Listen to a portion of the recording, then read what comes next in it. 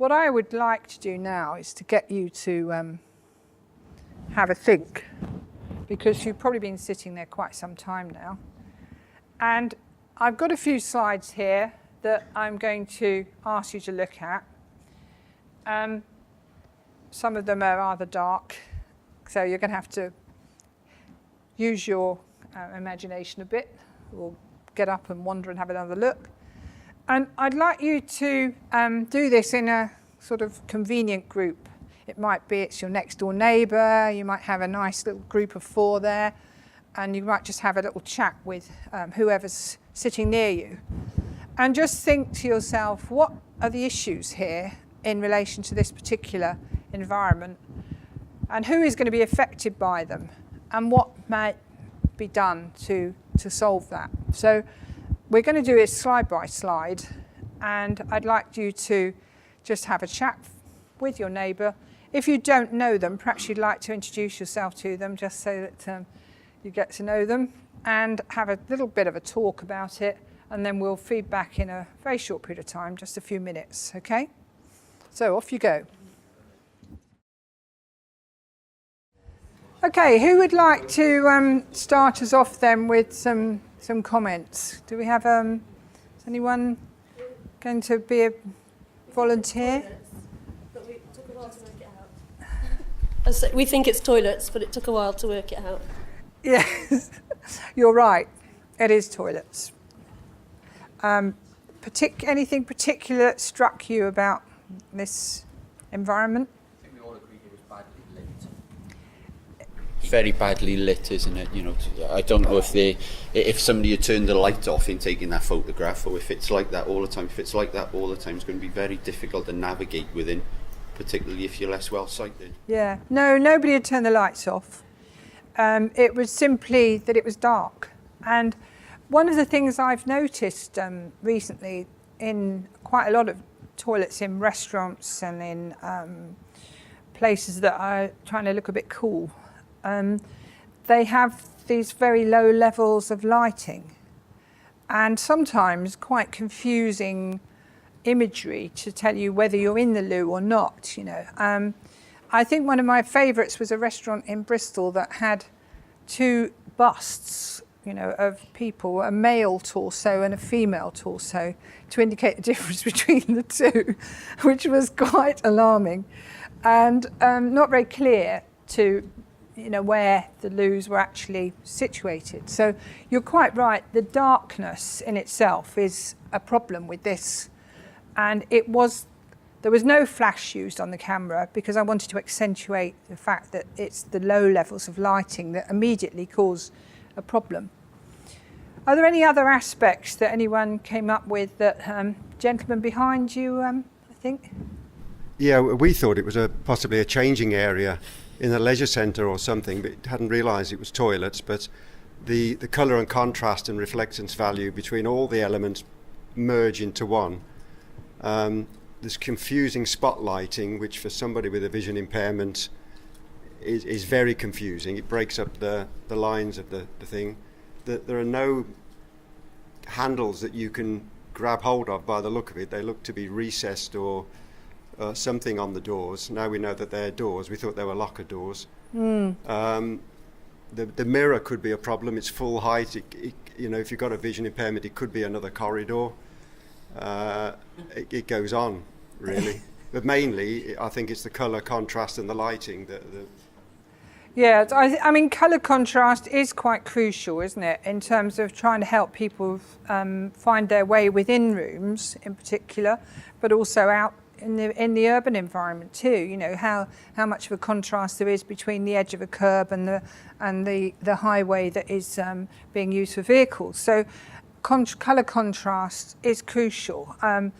A guy called Keith Bright at Reading University has done a lot of work on this. I don't know whether you come across his work, but if you haven't, it's very useful to look it up, because there is quite a lot of advice out there about what kind of colours you can use to adequately provide contrast for visually impaired people.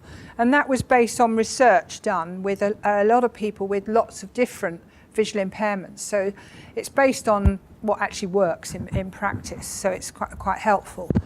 you're absolutely right about the colour contrast. Actually, people going into this loo are often at a place a bit like this, insofar as they've been at a seminar or a talk. And of course, you know, it's always a bit awkward, isn't it? You think, oh, I shouldn't have had that second cup of coffee. And you're kind of coming out of the seminar and you're going into the loo. This is the ladies, I hasten to add, because I didn't go in the gents. But you're coming out the seminar, you've left it a bit late, you kind of rush in, you know. And actually, people couldn't see that they were doors. And people were actually saying, I was standing here with, that's my handbag on there. And I was standing there watching, and they probably thought I was a little bit strange hanging out in the loos, but I was basically watching people coming in, rushing in, and actually saying, where are the loos, where are the loos? And then your point about the mirror is a very important one, because it reflects back the image and is a great confusion. The positioning of it opposite the entrance is not great. Are there any other things that anyone thought of? Yes, we got.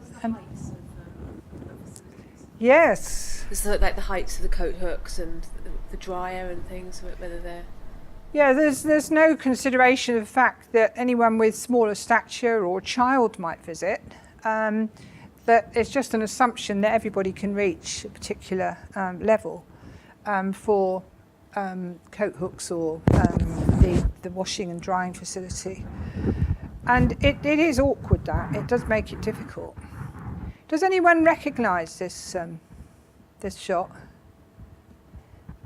Well, it was taken at the RIBA in London. I couldn't resist it, really. But, you know, it does make a point about, you know, you can't talk about inclusion unless you start talking about toilets. Then it's one of the things that everybody needs. And, you know, the Welsh Government, I think, sadly failed in their bid to try and get local authorities to provide better public toilets. But, you know, these things are crucial to our opportunity to get out and about in the public spaces. Now, one of my colleagues, Claire Agreed, that some of you may have heard of, she was on Women's Hour the other day, rabbiting on about toilets, and she's absolutely right, because there is still a hangover from the past in that, you know, people's assumption is that mainly men will be out in the built environment, not women, which is why we women usually end up having to queue for hours to get into the toilets, because there's still much greater provision for men than there is for women. But I'm not going to go on about that too long, but other than to say that in a way it's about equal rights and opportunities to have decent facilities that you can find easily, that you can understand, and that you can use satisfactorily. So we'll move right along to the next one. And here we are. Would you like to go through the same process again and have a look at this one? Okay, shall we have a look at this one then, see what we can make of this. So, anyone want to start us off with a comment? First of all, is it a black and white picture?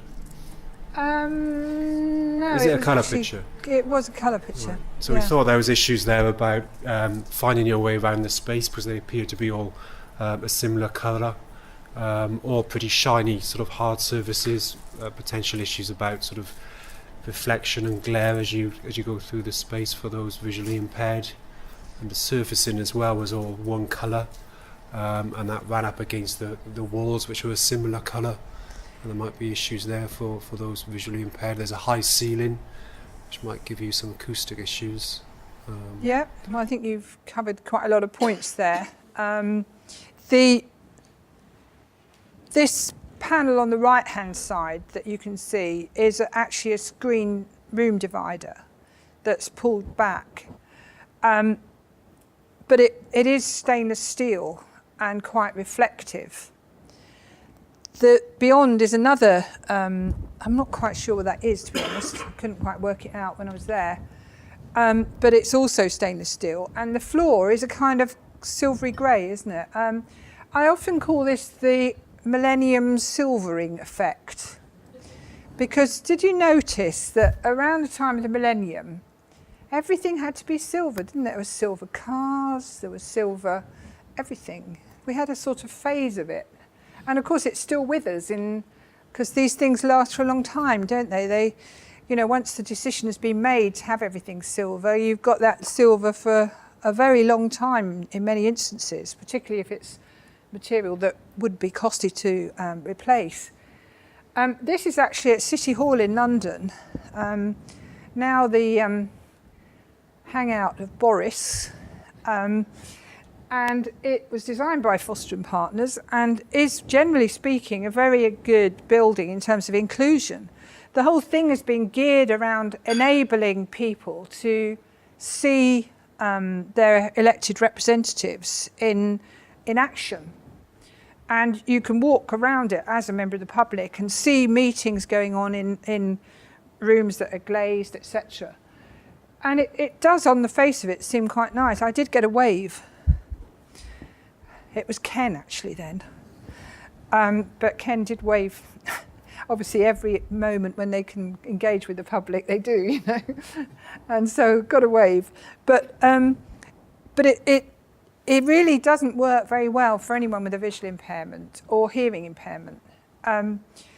You may stress a sort of a bit of a theme here about visual impairment because I do think it is the thing that is most often forgotten. The whole question of getting into a building by level access is one that I think a lot of people have started to get to grips with quite effectively. But visual impairment tends to be somewhat neglected in comparison. So there's another example here for you to have a quick look at.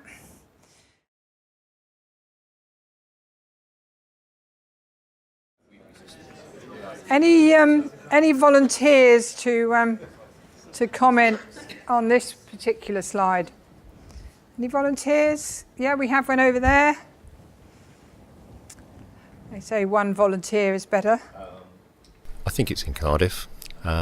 It is. It has a shiny surface which might be a bit confusing for people with visual impairments. Also, if you're walking from the right-hand side and you have a stick, you will see sort of the serrated sort of cobble, the textured cobble area. You might get a bit of a warning about the tree, but there's nothing on the left-hand side.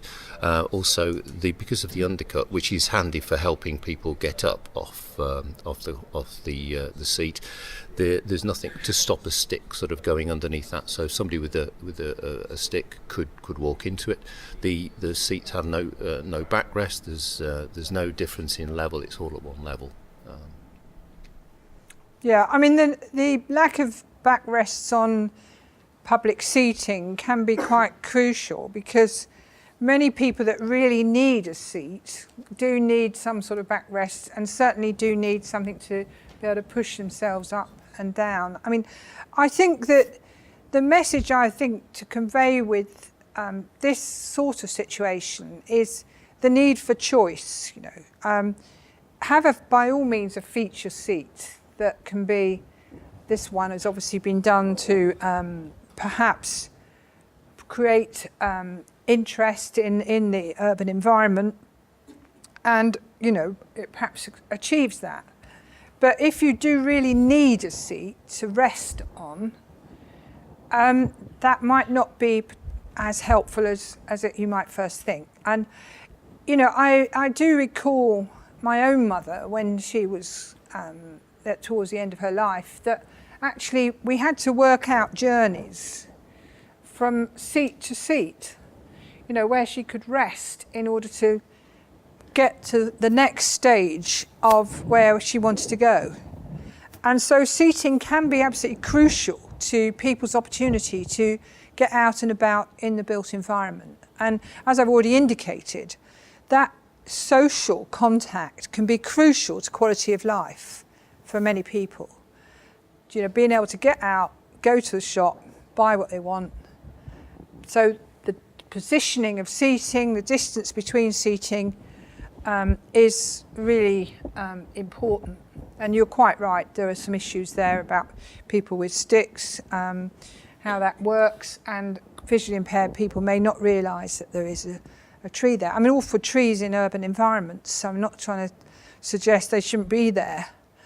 In fact, there should be more of them, in that they do help to create landmarks, and they also do help to improve air quality, because air quality is in a way part of the whole debate about inclusion. One of the things that is becoming apparent is that quite a lot of bronchial complaints and respiratory complaints that we tend to associate with smoking may actually be associated with other things, like the use of perfumes in urban interiors.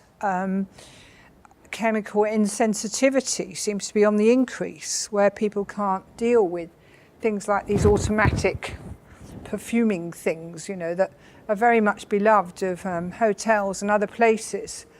And they can create situations where people can't go. You know, I remember on one occasion I was speaking at a conference, and I was asked if I was wearing any deodorant. I said, well, I didn't think it was that bad, but fortunately, what he was asking about, which I knew about in advance, was that there was somebody in the audience who had such extreme chemical insensitivity that if anyone had any perfume or strong perfume deodorants, then they would not be able to go into the room. So it was as simple as that. They would collapse, you know. And for some reason, I don't know why, chemical insensitivity is on the increase. It's one of those mysterious things. So in the urban environment, trees can actually benefit people by absorbing particulates. So don't take this as a message to get rid of the trees. It's not. Keep the trees by all means, but think about how they can be integrated into the urban environment without seriously affecting other people.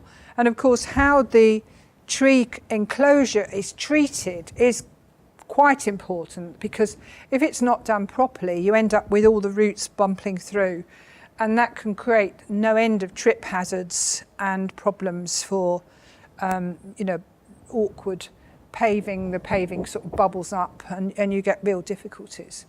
So, yes, keep the trees, but think hard about how they're going to be presented. Okay, let's move on then.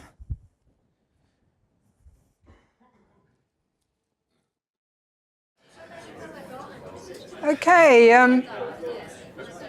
shall we see what we can draw out from this particular example? What I'd say, just in terms of this slide, and it's only one feature in terms of mental health, if you look at the first picture of the toilets and the second picture of the city hall, it's also monumentally depressing, you know. And I think there is a lot of that, just the sheer volume of sort of modernistic design without any reference to anything which is even slightly cheerful. I mean, it's all a little bit industrial, isn't it? That's just a small observation, not being flippant. There you go. Well, I think your point is very well made, particularly in terms of how we raise people's sense of hope and happiness. I'm going to say a bit more about that later, because I do think that the idea of beauty in the environment is a crucial one to well-being, mental health and well-being. When I was talking about trees, you could almost argue that that is one of the things that actually lifts the spirits, you know, that makes you feel better, especially when you see the trees coming into leaf after a long winter. You think, oh, you know, spring is on the way, thank goodness. And you feel better because of it.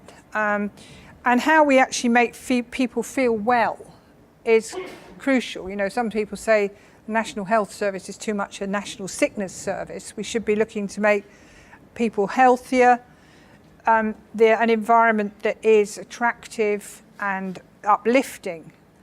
I personally think that many historic environments give us that sense of uplift, you know, and There are buildings, of course, that do it. Modern buildings, modern places that do it. But it perhaps isn't always thought of as an important part of what a building is meant to do. Make us feel good, you know. Because we all want to feel good, don't we, after all? You know, that's what we aim for in life, is feeling happy, feeling good. And I did some work actually on a historic building in Bristol, the oldest historic building in Bristol, in fact, called St James's Priory, looking at how people's spirits were affected by a building's environment and its context. And it's very interesting how this was a building that was being used to assist people with drug and alcohol addiction, to get them back into society, and how much the actual building atmosphere created that sense of well-being. And people said, well, you know, this building, this historic environment has actually helped me recognise that I want to get back into society. So a good point you've made, if not directly related to this, although it does look a bit sombre, doesn't it? Not particularly inspiring. It is social housing, incidentally. Are there any other points? The young lady in the front here. Like a bit of an afterthought, really, because it's sort of an add-on to what was originally there. One, there's no ramp access up. There's no handrail. And it appears that if you use the intercom, you then got to step back down one step in order to open the door. And then there's another step going actually through the door. It's just poorly designed. It's not good. No. Any thoughts about the steps? The steps themselves? Gentleman at the back there, or... Yep. The first step's got a different rise to the rest of them. We thought that the goings were quite long. It has indeed, yeah. Good spotting. The rising is different from the rising on the next step, isn't it? And that can be very confusing. One of the things about our human brains and how they work is that we very quickly determine a pattern, don't we, on things like a staircase. And this was brought to my mind very much. I went to do a training course in Vietnam, of all places. It was my moment of glory. Gosh, it was hard going though. And I was really amazed because it was a 5-storey office block and there was no lift, so you had to walk up 5 floors before you even got there. And the steps were all over the place. You know, they don't seem to have understood about rising and going in Vietnam. It was a new building, and you know, you ended up because your brain is telling you this is the pattern, you know. And our brains are brilliant at picking up patterns, aren't they, really? And if the pattern is wrong, then you're much more likely to trip. The other thing about these stairs is that they're what I always call donkey steps, in that because the going is much wider than you actually need, you end up having to do a kind of hop, skip and jump, don't you, really, to get up the steps appropriately. Probably fine for donkeys, but not so good for people.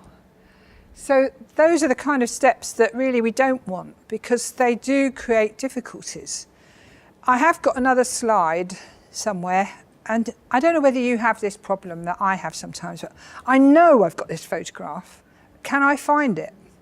And it was of the Environment Agency building in Bristol. And it's quite interesting because it got all sorts of awards for its sustainable credentials, its energy efficiency, and all sorts of other things.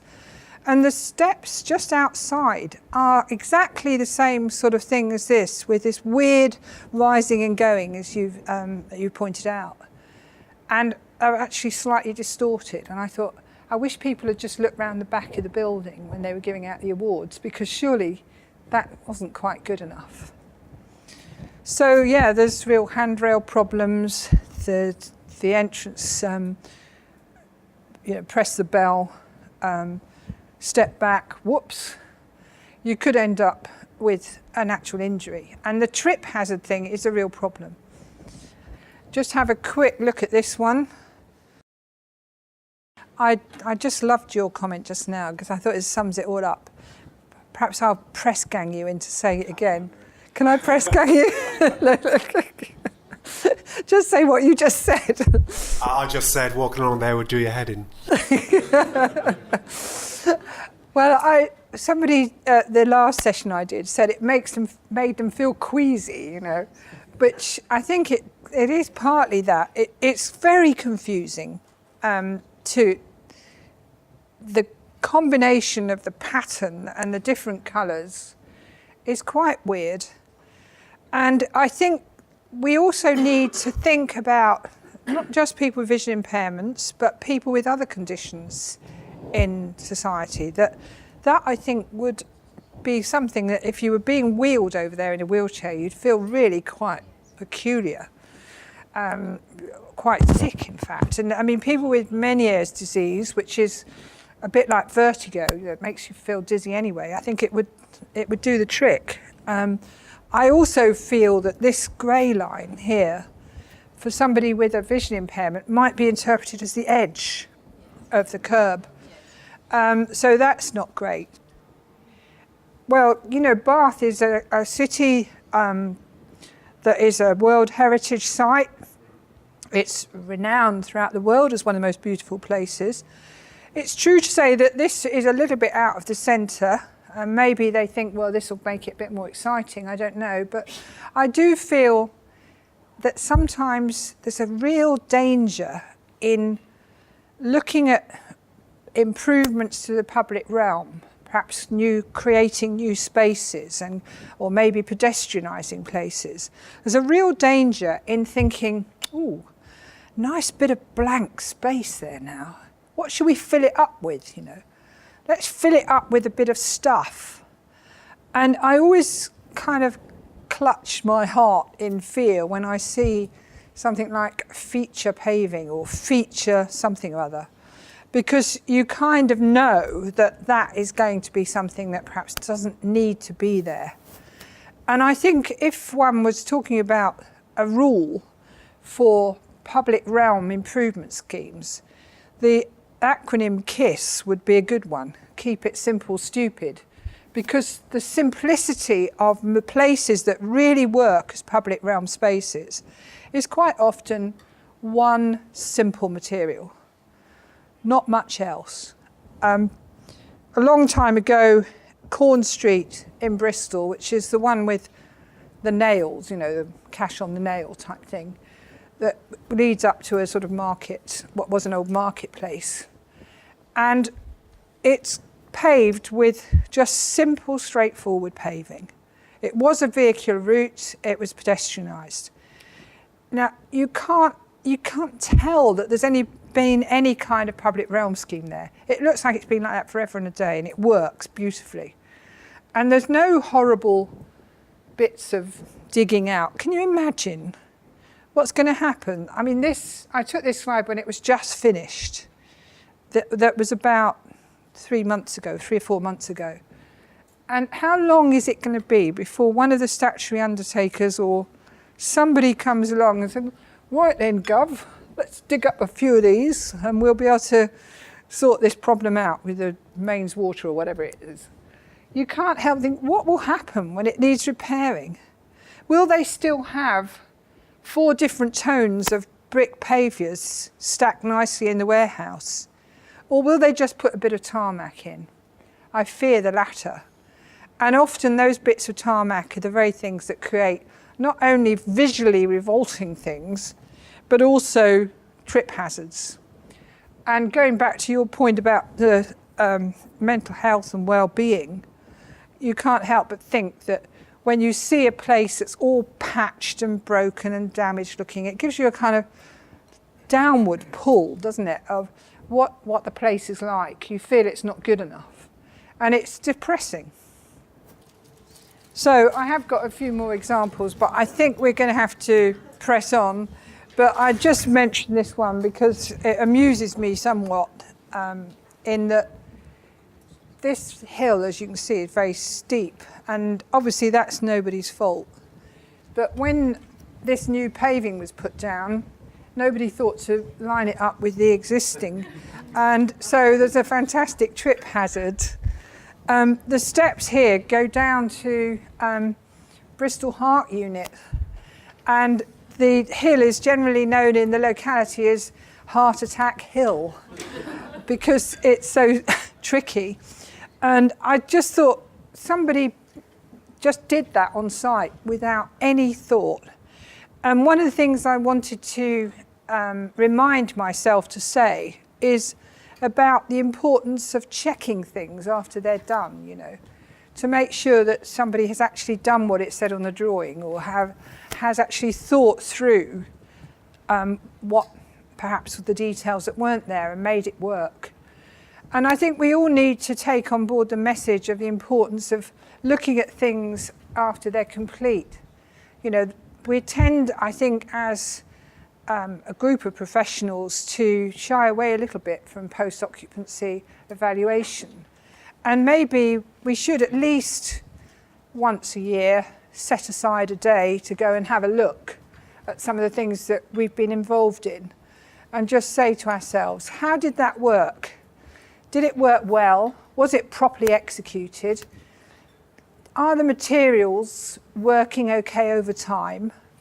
Because how things operate over time, how they degrade, all those things are very important to ongoing accessibility and inclusion. And if the materials aren't right and they start spalling, for example, the City Council in Bristol put down a very nice walkway in Pennant stone.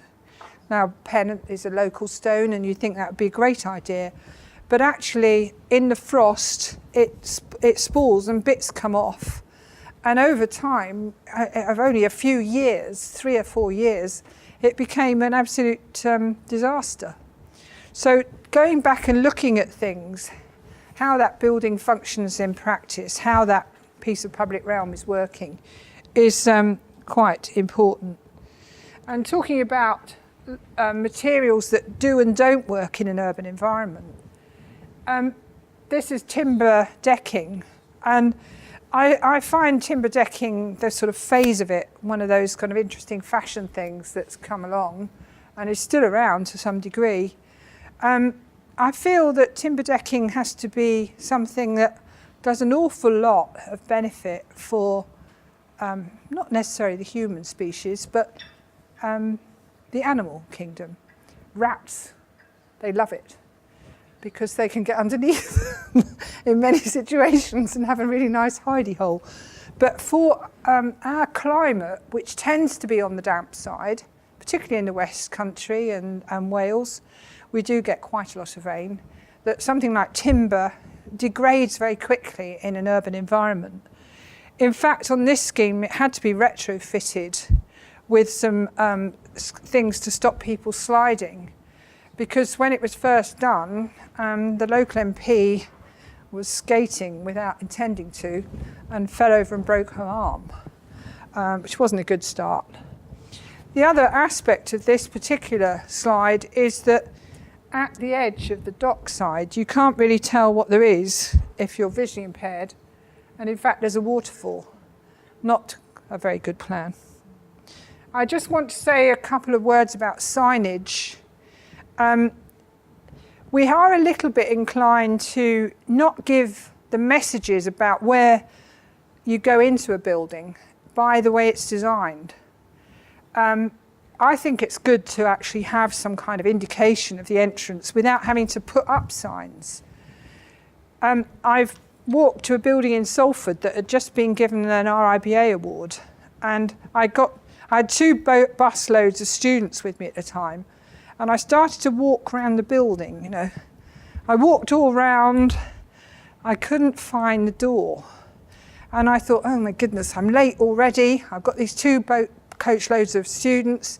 We're supposed to be meeting somebody here. What am I going to do? I can't find the way in. Suddenly from above, a voice called out. Said, I can't do a northern accent, but he asked me, he was very charming. He said, love, to me. He said, are you trying to find the way in, love? I said, yeah. He said, oh, everyone has that problem. They can never find the way in. And I thought, well, that's a bit weird, isn't it? You know, surely finding the way into a building is really quite important. It just received an award.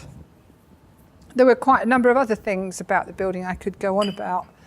But I think the way that we signal with buildings where things are, or with interior spaces, you know, is helpful if it's obvious where the entrance is, or where the loos are, or how people move around the building or place.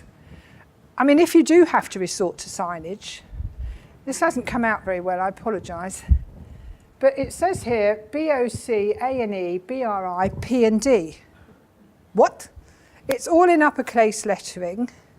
I think it's courtesy of the AA, and they're obviously trying to help people.